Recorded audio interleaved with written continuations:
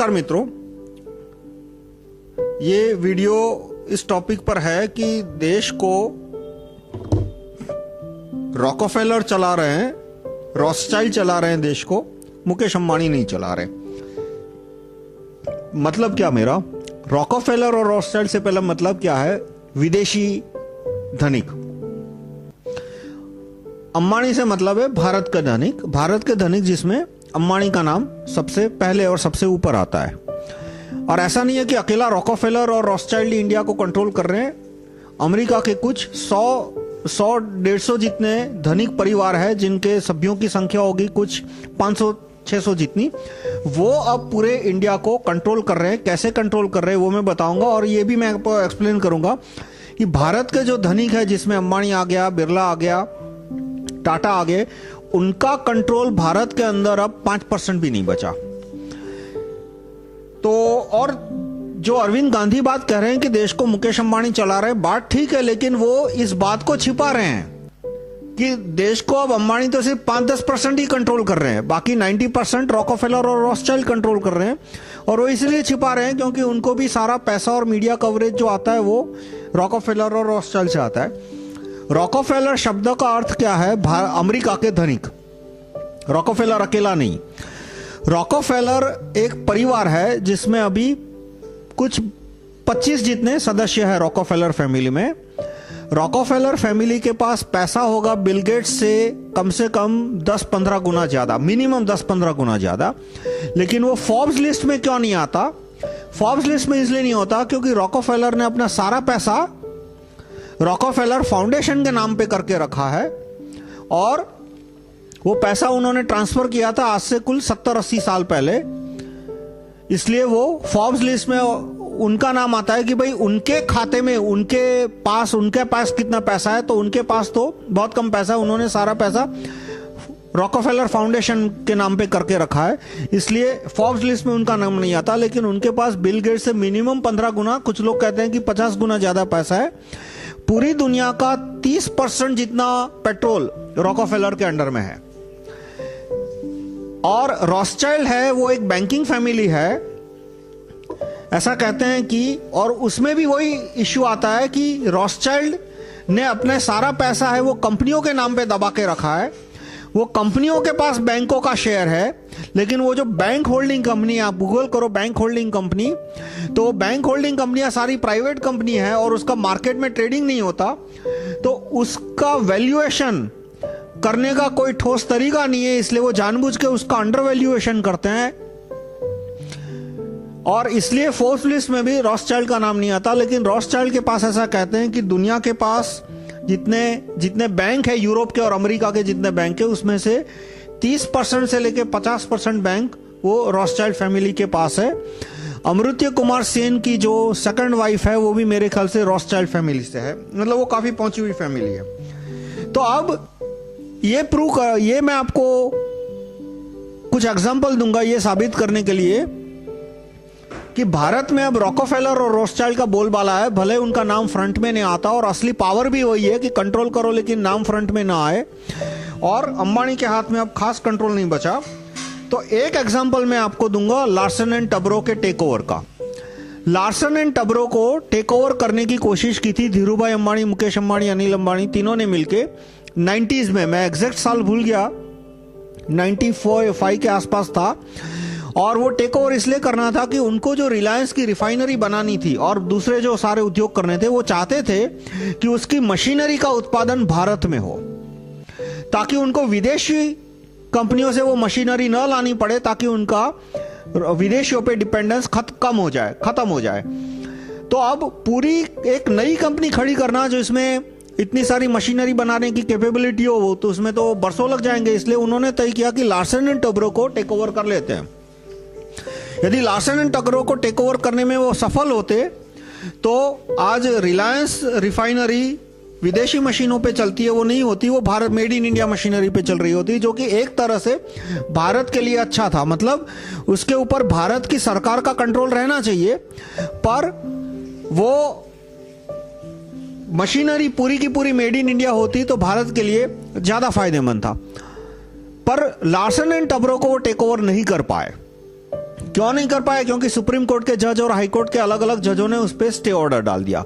उन्होंने Larsen and Toubro के बड़े पैमाने पे शेयर खरीदने की कोशिश की और उसमें ऐसा नहीं था कि सारे के सारे ट्रांजैक्शन फर्जी थे। कुछ एक ट्रांजैक्शन फर्जी इसलिए हो गए कि उन्होंने ब्रोकर को बड़े पैमाने पे कमीशन देना शुरू किया कि नॉर्मली ब्रोकर का कमीशन होता है 1% 2%। उसने ब्रोकर को बोला कि तू लार्सन एंड टब्रो के शेयर खरीद के ला, शेयर का तो तुझे ज्यादा दाम दूंगा ही दूंगा, लेकिन मैं तुझे कमीशन भी दूंगा। फिर उन्होंने कहा, बहुत सारे लोग शेयर बेचने को तैयार नहीं थे, तो उन्होंने बोला कि चलो शेयर होल्डर की मुझे प्रॉक्सी लाके दो। प्रॉक्सी का मतलब क्या होता है कि जो share holder board of director के अपॉइंटमेंट के टाइम वोटिंग करने जाते हैं, वो खुद वहां पे वोट करते हैं कि बोर्ड ऑफ डायरेक्टर कौन बनेगा। लेकिन मान लो कोई शेयर होल्डर है जो कि वोट नहीं करना चाहता, तो वो अपना प्रॉक्सी किसी को दे सकता है और उसके बदले में प्रॉक्सी वोट डाल सकता है। तो उसने ब्रोकरों को बोला कि तुम शेयर नहीं दे सकते तो कोई बात नहीं, मुझे प्रॉक्सी लाके दो और मैं तुम्हें इतना पैसा दूंगा। तो कुछ ब्रोकरों ने फर्जी प्रॉक्सी लाके दी, तो अब थोड़ी प्रॉक्सी सही थी, थोड़ी प्रॉक्सी फर्जी थी, तो एंड में तो वो पूरा ट्रांजैक्शन कैंसिल होना था तो हो गया।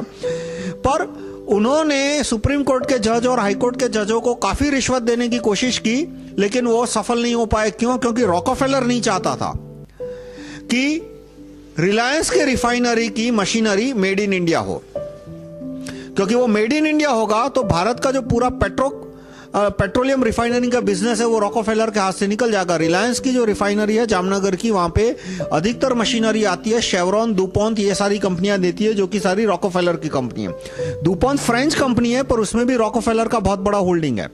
और दूसरे अमेरिका के धनिक, यानी रॉकफेलर यानी दूसरे अमेरिका के और यूरोप के धनिक, अकेला रॉकफेलर नहीं कर रहा, जैसा मैंने आपको पहले बताया। तो रिलायंस लार्सन एंड टर्बो को टेक ओवर नहीं कर पाया। वो साफ साफ बताते कि आज की बात नहीं है, 1990s में भी कंट्रोल रिलायंस के मतलब भारत के धनिकों के हाथ में से निकल के रॉकफेलर के हाथ में आ गया था। उसके बाद आता है फॉरेन मीडिया की भारत में एंट्री।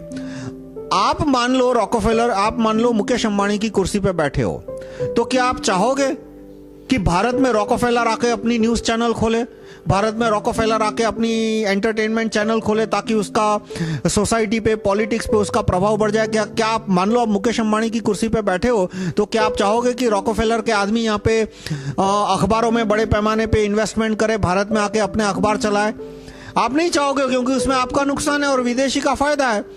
तो भारत के जितने भी धनिक है, उन्होंने भारत में विदेशी मीडिया को आने घुसने न देने की काफी कोशिशें की, लेकिन उनकी एक नहीं चली।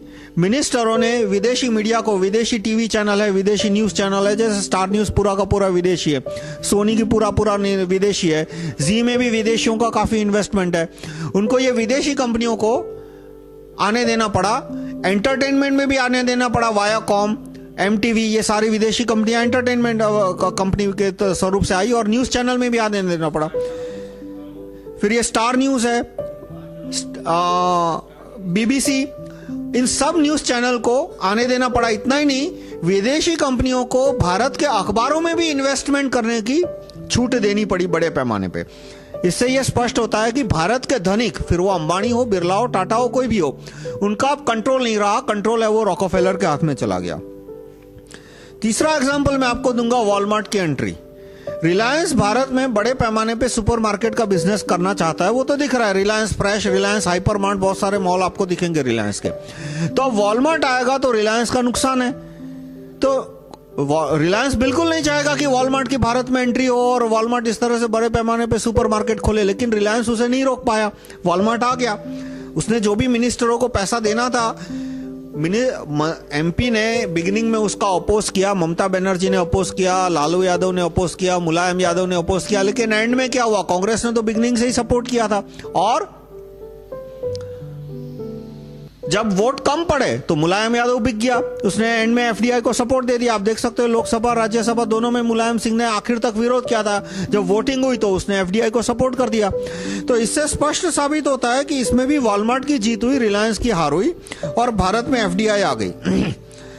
तीसरा एग्जांपल मैं दूंगा केन्स इंडिया का।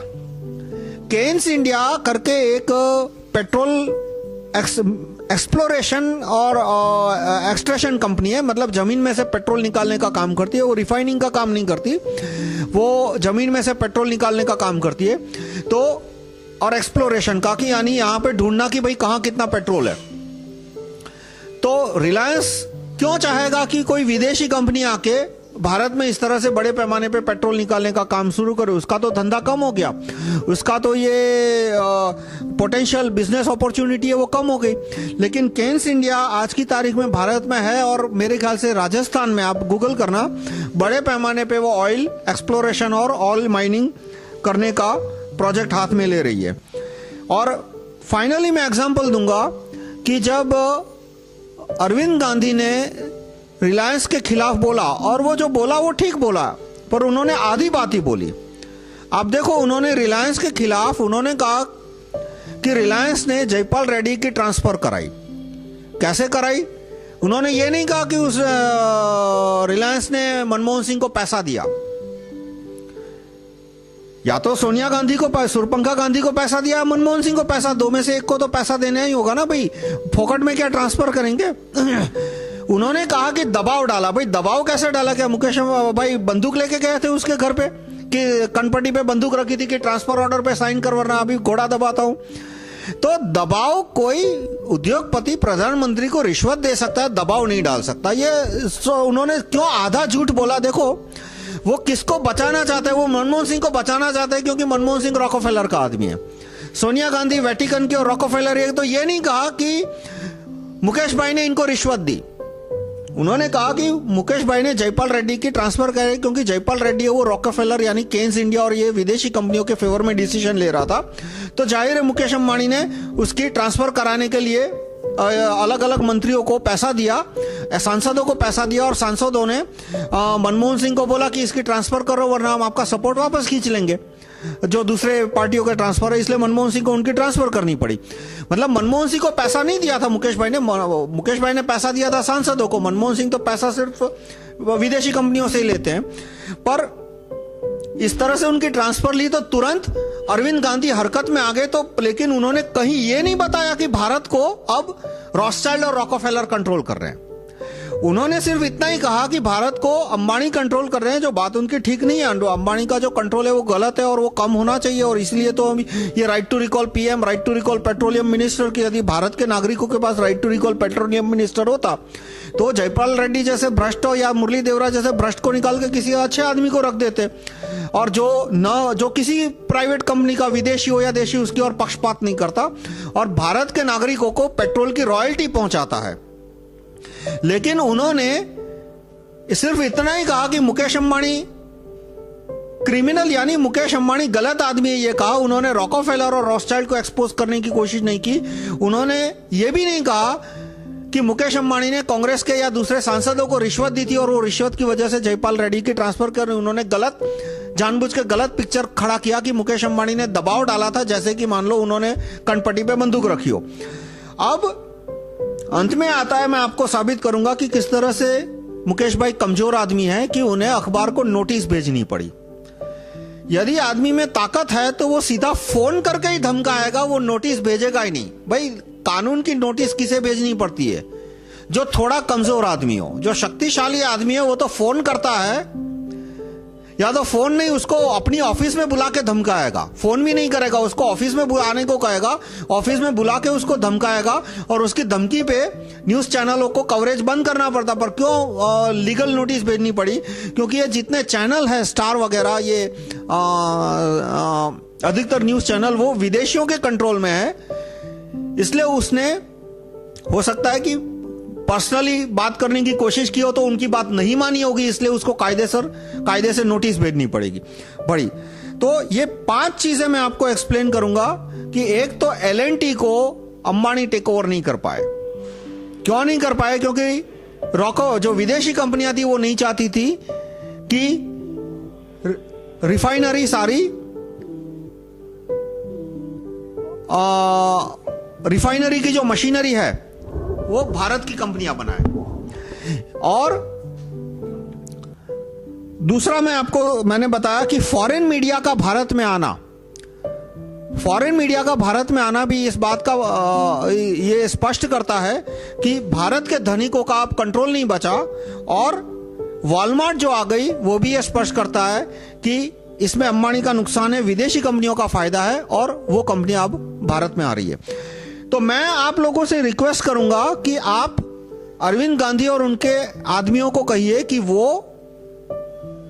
एक वीडियो बनाया जिसमें अरविंद भाई विदेशी कंपनियां रॉथस्चाइल्ड, रॉकफेलर वगैरह किस तरह से भारत को कंट्रोल करती है वो बताया, और उसमें यह भी बताया कि जो भारत के एनजीओ है जैसे कबीर फाउंडेशन और बहुत सारे, उनको भी रॉकफेलर से खूब पैसा आता है। फोर्ड फाउंडेशन है वो रॉकफेलर का चचेरा भाई हुआ, वो अमेरिका के धनिक है, वो एक मिलके लूटते हैं। जहां भी जाते हैं तो ऐसा नहीं है कि रॉकफेलर अकेला जाता है, रॉकफेलर भी जाएगा, फोर्ड भी जाएगा, सब एक मिलके लूट करते हैं। और विदेशी है वो एनजीओ को भी कंट्रोल करते हैं, जैसे फोर्ड फाउंडेशन है वो भारत के एनजीओ को कंट्रोल करता है, और इसके द्वारा वो भारत के कार्यकर्ता जो है, कार्यकर्ता नेता जैसे अरविंद गांधी वगैरह, उनको कंट्रोल करता है।